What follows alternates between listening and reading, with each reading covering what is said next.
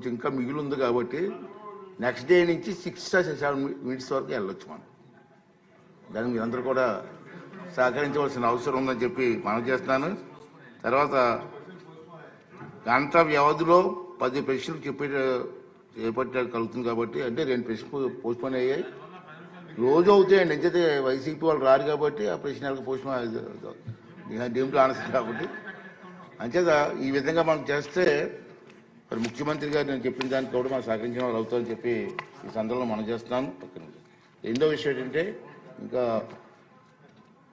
కొంచెం టైం ఉంది కాబట్టి 10 o'clockకి నిన్న నాకు జరిగిన సంఘటన నాకు ఎందుకో బాధ అనిపించింది. ఆ బాధని సభలో వ్యక్తం చేయవలసిన అవసరం కూడా ఉందని చెప్పి నేను భావిస్తున్నాను. మీరందరూ తెలుసు, మన లోకేష్ గారు ఒక మాక్ అసెంబ్లీ అని చెప్పి లాస్ట్ టైం పెట్టాం. ఎందుకు పెట్టామంటే మినిస్టర్ గారి ఉద్దేశం ఏంటంటే, చంద్రబాబు నాయుడు గారి ఉద్దేశం ఏంటంటే, పిల్లల్లో కూడా అసెంబ్లీ అంటే ఏమిటి, అసెంబ్లీలో మన ప్రజాప్రతినిధి పనితీరు ఏంటి అని ఒక అవగాహన తీసుకురావాలని చెప్పి మంచి ఉద్దేశంతో పెట్టారు. బ్రహ్మాండంగా సక్సెస్ఫుల్ అయింది.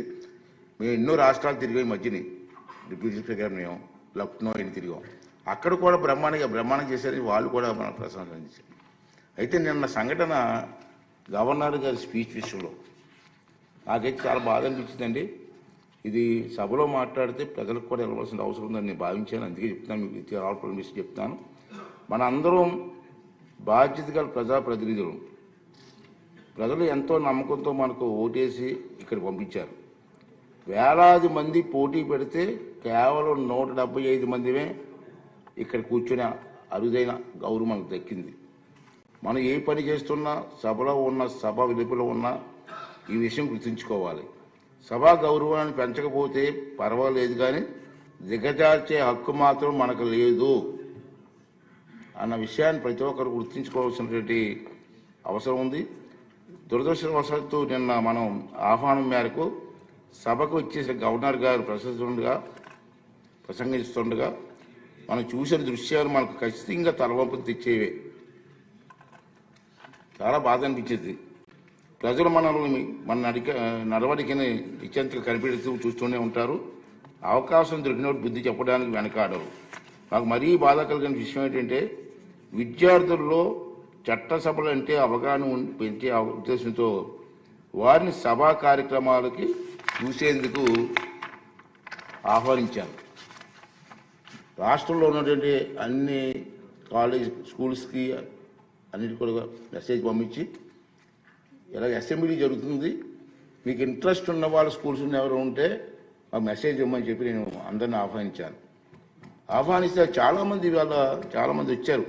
వచ్చి ముందుగానే మెసేజ్లు ఇచ్చి పలానా డేట్ అని రావడానికి సిద్ధపడ్డారు. రోజుకి నిన్న చూశారు మీరు, మా అధికారులు చెప్పారు, ఇప్పటికే 200 పైగా విద్యా సంస్థల నుంచి 200 కాలేజీల నుంచి మనకి మెసేజ్ వచ్చింది, మా పిల్లలు తీసుకొస్తామండి, మాకు అవకాశం ఇవ్వండి అని. అది ఈ అసెంబ్లీ టైంలో అందరికీ రోజుకు ఒక స్కూల్ చెప్పి ఇస్తున్నాం. వాళ్ళు కూడా అసెంబ్లీ ఏంటి అన్న అవగాహన వస్తున్న ఉద్దేశంతో. మీకు తెలుసు, ఒక సదుద్దేశం ఏంటంటే, విద్యార్థులకు రాజకీయాలన్నా, చట్టసభలన్నా, ప్రజాప్రతినిధులన్నా సానుకూల అభిప్రాయం కలగాలన్న ఉద్దేశంతో వారిని ఆహ్వానించాను. కానీ మనం చేస్తున్నది ఏమిటి? గవర్నర్ గారి ప్రసంగాన్ని నినాదాలతో అడ్డుకొని కాగితాలు చింపి వెదజల్లని సభ్యుల ప్రవర్తన చూసి ఆ విద్యార్థులు ఏం నేర్చుకుంటారు? ఇది సూటిగా మనం మాట్లాడాల్సిన అవసరం ఉంది. మన గురించి వారు ఏమనుకుంటారు?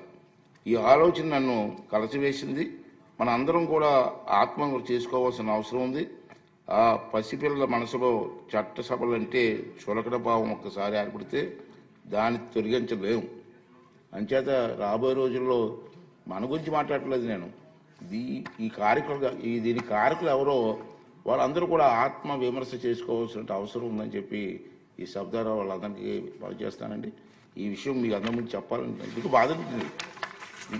అంటే ఈవేళ ఈ విషయం మీ ముందుకు చెప్పాలనే ఉద్దేశంతో ఈ 4 మాటలు చెప్పడం జరిగిందండి. ఇప్పుడు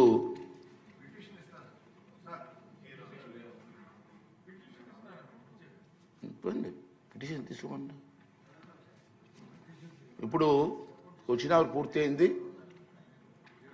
0 అవర్ స్టార్ట్ చేద్దామండి డిప్యూటీ స్పీకర్ గారు.